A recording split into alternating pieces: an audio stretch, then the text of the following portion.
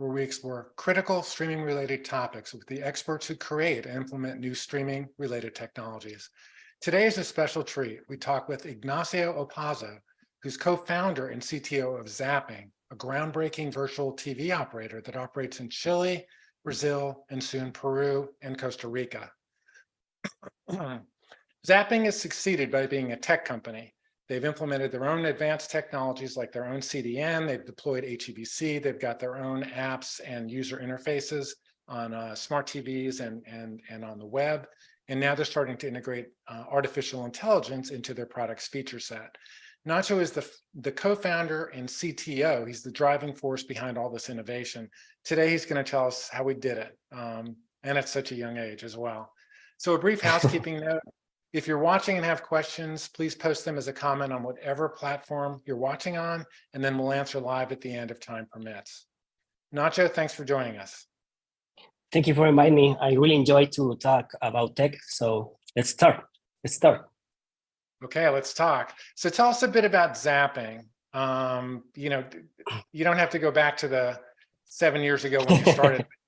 Tell us who you serve, the content that you do, live, VOD, that type of stuff.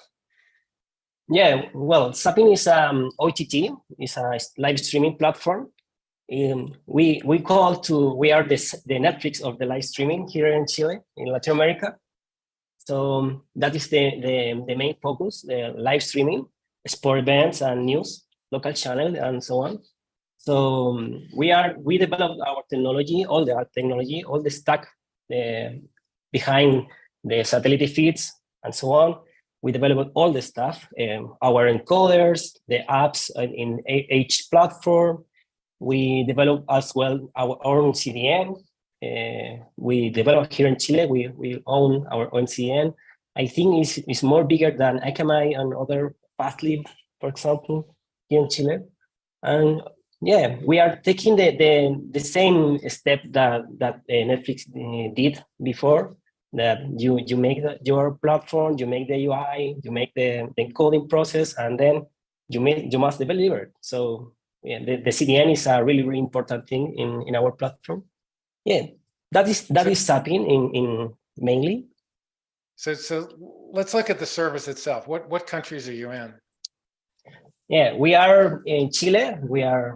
Our success is here in Chile. We recently opened in Brazil as well, and we are open in Peru. I hope that in August we are ready in Peru. So, but right now, mainly in Chile, the most of the users are in Chile, and we are start about 2 months ago in Brazil as well. And what type of channels? What are the standard channels that you cover or that you incorporate?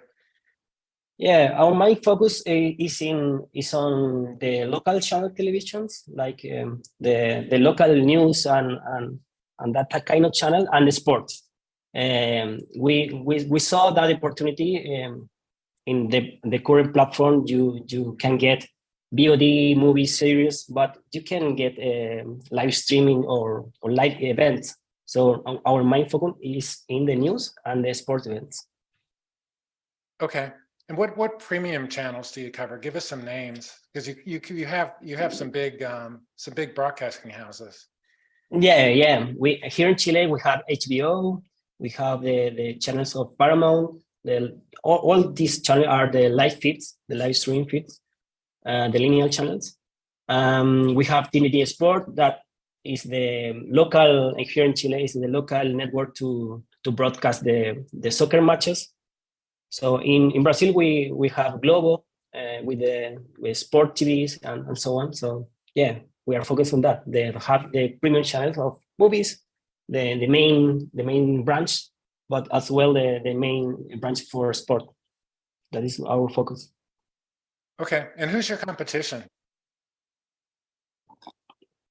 Yeah, here in Chile, here in Latin America, there aren't so much. Here is mainly DirecTV with his platform named Direct Go or DGO. I think this is called right now DGO, I think. And the other platform are for the biggest ISP, like here in Chile exists Entel, Movistar, in Brazil, Vivo, Claro, but that platform are closest to his clients. So DirecTV can be our competition. That's it. Okay, tell us about your customers. They're watching primarily on which platforms? Yeah, here are one of the most interesting thing about that is our clients use Zapping mainly in smart TVs. We have 80% of our traffic comes from smart TVs. So it's really different that I am seeing in the industry. Everybody are talking about mobile devices, PCs, laptop, etc. But in our platform, 80% of our users are in smart TV. It's really big. What's the bandwidth usage that they have? Here in Chile, we have a really good internet. We have a connection of 1 gigabyte to the users, 1 gigabyte per second, fiber optic. So we have a 5G as well. So, but us, we saw that the poor connection is for 50 megabytes per second. So it's really well here in Chile. Oh, interesting. Is that true all through Latin America, or is that just in Chile? No, we saw that here. In Brazil is really good as well. But we are seeing that it's not the base of the Latin America. But yeah, Brazil is really good, and Chile as well is really good, the connection of internet. Okay, so does that make it harder or easier to deliver? You talked about your own CDN. Why don't you tell me about what did you need to do to deliver high quality streaming to all your customers? Yeah, the problem is not the internet. The problem is the we have the 80% of our users in smart TVs, and the user doesn't change the TV very often. So they have old TVs like 10 years TVs or 7-year TVs that these devices doesn't have really good Wi-Fi connections. So that is the problem. The problem is the Wi-Fi for live streaming, I think, and for low latency as well. So the user need to have a really good or a really stable connection of internet. So that is the problem here. The stability, not the speed, I think. So yeah, for our CDN, the problem is get to a server, a catch server, more nearest to the user, inside the ASP or inside a region or the ISP. All in the internet that happens that problem that the trunk of internet get with low capacity. That is the problem of internet and video. But yeah, the main problem is the Wi-Fi. It's not the connection of internet. Well, how do you deal with that? Did I notice that you sold Wi-Fi, or I guess you sell TV OTT sticks on your website? Do you sell Wi-Fi routers as well? No. We are focusing in the platform and technology in the app, but not in hardware. Well, what can you do? End user. What can you do if your end users have poor Wi-Fi? What's your strategy there?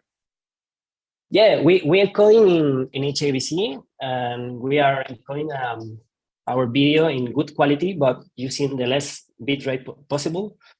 And we have as well the possibility to the user decide to which quality you want to see. So if a user knows that have a television far away the router, they can choose the lowest quality. And the lowest quality is really good. We are encoding HVC and 1.5 megabytes per second and in HD. And it's a really good image quality at that bitrate for HVC. So yeah, that is that we use for compensate the problem with the Wi-Fi. Okay, let's talk sports because I know that's a big part of your appeal. Yeah. What are you doing to improve the experience of sports? You know, talk about, you know, you talked about getting a server in the studios of the hosts of it. You talked about the CDN, you talked about HEVC. You know, why don't you go through all the things you're doing to make sure people watching sports on your platform have a great experience? Yeah. Well, here in Chile, where we are a soccer country, we saw a lot of soccer matches, but the problem is Brazil. Brazil is a different monster. This guy sees want to look football all the time, all the week. They can see this in the free to air channel. So, with that in mind, we develop a lot of things, thinking about the latency and the quality of the image, because we think that is the problem in Brazil. There doesn't exist so much platform like us, only the live TV, and we saw that opportunity. Well, we focus in three things in the football matches and the soccer matches. First of all, the latency. Second, the quality of the image. And third, the third can be the content, right? You need to get the content for each country, and that is a really difficult issue. So for the latency, we talk with the distributor of the channel and put a server, net-in server actually, inside the head-end of each broadcaster, and we can skip the satellite uplink and get a pair of seconds or more, the difference in that. So we encode that channel inside the head-end of the broadcaster, the network, and we do the packaging as well in there. So our CDN get the image directly from the head-end of the broadcaster. So we get a few seconds, I think, in difference to our main competitors. And here in Chile, we are in the worst scenario, in the best scenario, we are 1 minute ahead of our competitors. Like the same platform, the OTT of Trinity Sport here in Chile, we are 1 minute ahead of this guy. So yeah, we are doing a lot. In Brazil, it's different. It's a different animal because we need to go on to the free-to-air antenna. So we are doing a lot in that case. What what low latency technologies are you using? Well, right now we developed our own technology, because the problem of 80% of smart TVs in our CDN is the problem, because the smart TV are very old, with very old technology. So we own the encoding, and we own the CDN. So we made some tricks in there to get 8 seconds of latency ahead the origin. But all that technology is a CDN optimization, right? It's not in the player. So it's compatible with all the platform, the WebOS 1.0, the Tizen 2014. So really old technology, but we can get a latency of 6 or 8 seconds. That is the big picture, the iceberg, the complete iceberg, right? But we are working in the tip of the iceberg with LLHLS as well. So to get nearest to the 1 second point for the most newest devices like iOS, Android, and Android TV, Apple TV. But yeah, that's it about latency. So are you moving towards low latency HLS? I thought you developed your own and now you're moving towards the standard, or What's that? Yeah, that kind live each other. For all the platform, you can get a 6 or 8 seconds of latency, and for the newest devices, you can use LHLS and get more near to the origin. So both of the technology can live with that. Yeah. How does that compare to over the air? Are you faster or slower, or how is that working? In Brazil, we are 2 seconds behind the free to air. I don't know why. I don't know why. 2 seconds, yeah, 2 seconds. I don't know why. But we are investing in that. I think that this guy are doing some process to get to the video, to the antenna. But if we put our encoder inside this channel, we can go on to the free-to-air antenna, I think, with our technology. But with LHLS or HASP, I think we can get 6 seconds ahead from free-to-air. Well, let's talk in about 3 months more, and let's look like what we want to there. Is that important? Are you hearing a lot of criticism from your customers about being behind, or is that just not as big an issue that people make it? Yeah, it's a big issue for the soccer match, because here in Chile you can hear your neighbor screaming if your neighbor has another cable operator. In Brazil, it's more complicated because the soccer matches are in the free-to-air. Here in Chile, the soccer matches are premium, so you need to hire a cable operator. In Brazil, no, you can not all the matches, but some of them, and the free-to-air antenna. So it's a big issue in Brazil because this guy lived the soccer, so. Every are watching the matches, and a neighbor can scream in a goal. So it's a really important thing for us and for the country, I think. Here in Chile, we have that question a lot in social media. Hey guys, if you hire Zapping, what happened if a goal occur? Okay. You must activate the mode turbo. We said turbo mode to our technology. But because you can turn on and turn off. If you have a bad speed of a bad connection, like a bad Wi-Fi, you can turn off the low latency technology from us. You can show the match in a 30-second buffer, like the normal buffer of HLS. Okay. Tell us about HEVC. When did you start thinking about implementing HEVC, and how has that rollout been? And what are the savings you've found?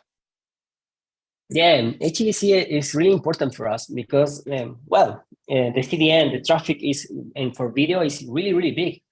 At the beginning, 4 years ago, we saw a lot of trunk with problem, like really small trunk of internet between ISP, like 10 gigabyte per second trunks. We saturate that trunks with our service. So for us, it's really important that the quality of the images, the quality of the image need to be good. But we need to optimize the bitrate, because when you have a soccer match, thousands of people comes to your servers and saturate the internet of the region. So for us, it's really important HVC. We get 40% of less bit rate in comparison to 8264, and the same quality on image. And then we have a full HD quality at 6 or 6.5 megabyte per second, the HVC. We can get a really good image in comparison to our competition, because they are using H.264 at 5 megabits per second in Full HD, and we are using H2HEVC and 6 megabits per second. So we are getting a really nice or better image than our competitors. So yeah, for us, it's really important, and the user knows that we have that in our UX. The user can turn on the HVC and turn off the HVC and look the difference. So it's really, really important. So you expose that to the viewers, and they actually get to choose, and they understand the difference in the technologies. Yeah. If we know that your television, your TV or your device is compatible with HVC, it's turned on by default. But if there is so many setup boxes really, really bad, like Chinese setup boxes. And well, in that case, we turn off the HVC by default, and the user can try if in that his device can work. And yeah, the user can play with that and see the difference. It's really, really interesting. Okay, and when you talk about 5 or 6 megabits per second, that's for 1080p 60 or 1080p 30? 1080p 60. Yeah, 60. Okay, interesting. For 30, we use 3. Actually, yeah, for 3 megabits per second. Yeah. So how does your ladder change for HEVC and H.264? You've got a 40% lower top rung. Are you doing less rungs in your HEVC ladder? Yeah, I have three rungs in H.264. For sport, well, depends on the channels, the image of the channels, because we need more bit rate for sport, for the motion and the 60 frames per second. So for H.264, we have 3 qualities that began in 1800 kilobytes per second, and then 1.5 megabits per second, and then 3 megabits per second. And if there is a channel for sport in H.264, we encode that in 6 megabits per second in Full HD. For HEVC, we encode that in HD in 1.5, and then in Full HD 3 megabits per second, only 3, but for 30 frames per second. So if we have a soccer match or a sport channel, we encode that in 6 megabits per second and in 60 frames per second. So that is the ladder of each other.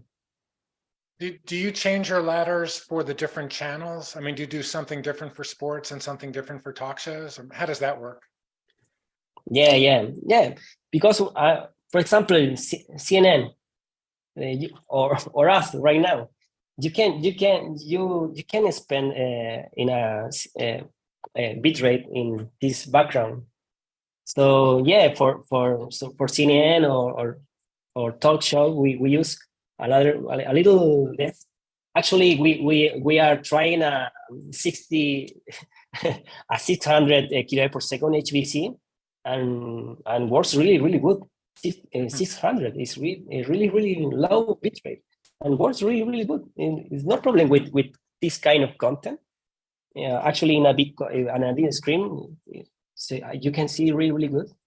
So yeah, we change that, depends on the content. The problem are the national TVs, because they have news, they have a talk show, they have dancing shows, and with a lot of lights. That is a problem, because we can't stop the encoding process because it's live streaming. So, but yeah, we can handle that in our encoder. I can say more about that, but yeah, we can handle that in our encoder. Well, tell us about the evolution of your encoding. You've been operating for, I guess you started 7 years ago. Walk us through where you started on the encoding side. How you started, where you moved to, and where you are now. Yeah, I started encoding this live streaming in CPUs using QuickSync from Intel. Well, but you have a problem there, because my problem was getting more density for rack unit, right? So with Intel, with QuickSync, I can have 5 channels for rack unit. It was really poor for me and at that time. And the quality is good, it's really good, but the amount of power that you need, the amount of heat that you produce in that kind of CPU is really high. And they come across the GPUs, NVIDIA GPUs, and we are trying. We are trying about with the P2000 that kind of GPUs, and we can get 15 channels per GPUs. So we are trying do a bourbon a case, a server case with one GPU, 2 GPUs, 3 GPUs, and then we did something like we encoding HBCN GPUs and H264 CPUs for get more dense the amount of channel in each rack. But we have a limit. The amount of GPUs that you have, the amount of network, the network that you have, and the quality as well, and the latency as well. So we changed that we moved the GPUs to the T4, the NVIDIA T4. I get some amount, about 18 channels per GPUs. Yeah, in one rack unit between 80 cores, Intel CPUs, more the 2 GPUs, we can get about 50 channels per rack unit with all the ladders complete. So yeah, we need to. In that time, I am looking for get more dense my servers, and I come across Netin. I found a paper of you guys that said 122 channel per rack unit. Okay, let's start with this guy and get one of the device and let's try it. And yeah, it was really surprised that the amount of power that you use is really low, and the quality is really good, and the warm up of the process is really fast in comparison to GPUs and CPUs. So yeah, right now I have a lot of server of you guys. I'm trying about 3 months right now. Yeah, for us in our version 1 of our encoder, like if you have 2 cores of Intel CPU with 80 cores each other, more 2 GPUs, we can get 50 channels with about 200 watts, something like that. And in a network encoder, we can have 50 watts per second with 10 net in encoders, and some more from the CPU, but I don't think that we can pass 150 watts. It's really impressive, and the quality is really good from the basis. Without touching any command, additional command, we can get a really good image, and the latency is really good. So yeah, we are really happy on that.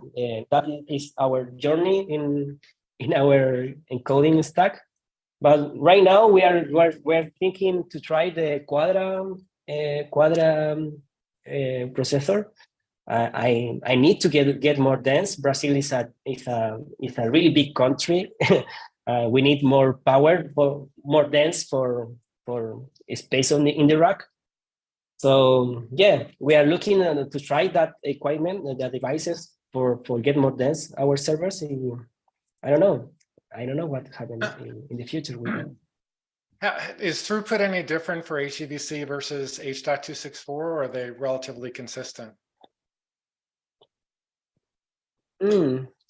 I don't have that information right now, but for my eye is better in HEVC. Yeah. It's really consistent, but it's better in HEVC. How are you interfacing with the boards? Because are you using FFmpeg or GStreamer, or do you have you access FFmpeg? Okay. FFmpeg. So was it how was the process of porting to the new technology from the old technology? What was it like to integrate the net end products as compared to the NVIDIA products that you stopped using? Yeah, it was really seamless for us. Some different kind of commands. That's it. No problem with that. Really, really easy.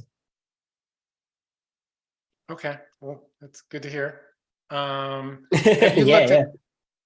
Are you doing one of the questions that came in was whether you're doing HDR at this point. What are you looking at with HDR?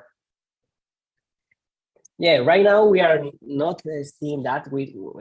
It's not in our sprint of development because we already have a really good quality in comparison with our competitors. So for now, we are doing nothing about HDR. Okay, is that on the roadmap or is that not a priority? Yeah, in the future not a priority. We are seeing 4K more than HDR right now, and I'm moving to HV1 kind of codec, but it's not a priority right now. Which channels or which type of content are prioritized for 4K? When do you see that transition occurring? Yeah, right now we don't have any 4K channel from the origin. So for us, it's mainly for sport events. But we are seeing that opportunity of all this new technology of scaling with AI and make pixel where doesn't exist. We are trying some stuff there. Yeah, we can here in Latin America never happened that way. I think in US that some guy tried to scaling the content for full HD to 4K. But we are looking for that and doing in live streaming is really complicated. So that's for us a priority. But right now it's not in our current sprint. So okay, one of the things that we talked about earlier was that one of the keys to your success was that you consider yourself a technology company. Why don't you go into that a little bit and talk about where that appears in your product offering? Yeah, we saw that the opportunity that in the local channels, in the new channels and the sport events, there is no new technology in the layer of the user. All the technology that you saw is in the image, right? And the last, let's say 20 years or more, we didn't see any kind of technology new. So we saw that we are making technology in that layer, in the layer of the user, in the layer of the application. So we saw that difference, and we make a really good UX for our user. We don't have the approach of Netflix. Here in Latin America, all our competitors are Netflix-like. A web page with a lot of thumbnails, and the user need to choose. I don't know if you spend time in Netflix searching for a content and you never found anything. And all these platforms has the same approach. Zapping is like TikTok. You open the app and you are seeing content, and if there is, I don't know, a movie that you saw, like Forrest Gump, you can watch it and that's it. But in Netflix, you never will go to okay, right now I want to watch Forrest Gump, and that process is really poor. It's the same experience of getting to the blockbuster and searching for each row the movie. Okay, there's no innovation in that user experience. So yeah, Netflix are getting better in that experience, but all the competitors are copying to Netflix that experience. But for us, we did a lot of technology in the layer of the user. We have a Twitter feed, an AI to detect the hashtag in the screen. And there we went to the Twitter and get the information in the Twitter and put all these tweets in the screen. We develop AI to detect the goal. So when the when a goal appears in the screen, we detect that and offers to the user to get back to the goal if you don't see it, and so on. And there is a lot more technology inside of Zapping, and the user not notice the difference that how it's working, and it's not a web page. It's like a TV experience with a lot of technology above of that. So yeah, we saw the opportunity there, and we are doing a lot. Some things I can say right now, but in 1 year, 1 year more, I think you can do a flip and offer a new experience of I think. Where are you talked about AI a couple of times. Where do you see AI contributing to your service offering? Yeah, right now in the last months, I don't know, half a year, we are seeing a lot of technology that you can generate image and then video with this kind of technology. So we are seeing a big opportunity there. Well, we distribute content for the main branches like Disney, Turner, Paramount, HBO. But we saw that opportunity to generate content. That kind of technology is really interesting. I don't know. For example, you can offer to the user a new history. You can generate the history with AI. The user can propose to you a topic, and AI can generate a history. And with that history, you can generate image. With that image, you can generate video. So the movies in the future can be a new thing for every hours. I don't know. It's really crazy. So the content generators can be the users. That opportunity we saw in this kind of technology that we are seeing in the last year. It's really crazy that we are living a revolution in there, I think. Okay, some questions. Have you started considering AV1? Is that on your roadmap or is that not? Yeah, we are considering AV1, but we are it's in our short time period, but we are trying with other stuff right now. We have the time span to our computers to get to that point that we having quality of image and the CDN as well. So yeah, soon, but it's in our plan to move on HV1. Okay. Another question is, are you buying individual NetIn cards, or are you buying the new servers that NetIn is offering? Both of them. Tell us about the servers. They're relatively new. Yeah. The servers are really good. I have 6 in my office right now. Yeah. For us, it's better to buy it in that way because it's ready to use it. So we are deploying our platform in Latin America and get for you guys a big bulk of server and sending for each country. So it's putting in the rack and use it for us. We put our software there and we use it. It's really simple for us. We don't need to any installation of operating system. So for us, it's the way to do that. It's really easy for us. Okay, what software are you putting on top of? You talked about packaging in the broadcast center. So what are you using for packaging, if you don't mind sharing that? Chaka Pikayer. Okay, interesting. Is that, are you going to continue using that, or has that worked well for you? No. We are moving to our own packager. Okay.